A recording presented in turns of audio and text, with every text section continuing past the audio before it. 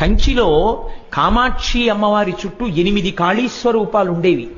8 కాళీ స్వరూపాలు ప్రతిరోజు దేవాలయాన్ని విడిచిపెట్టి బయటికి వెళ్ళి జనాన్ని పడగొట్టేవి. అమ్మవారి యొక్క తేజస్సు ముందు ఎవరు నిలబడలేకపోయేవారు. ఉగ్రస్వరూపం అంటే కోపమని కాదు, ఆవిడ తేజస్సు తట్టుకునే శక్తి మనకి లేకపోవడం. కామాక్షి పరదేవత ముందు నిలబడగలిగినటువంటి శక్తి జనులకు లోపించిపోయింది. లోపించిపోతే శంకరాచార్యుల వారు అమ్మవారిలో ఉన్న కళ కొంత తీసేసి అక్కడే శ్రీచక్రంలో పెట్టారు.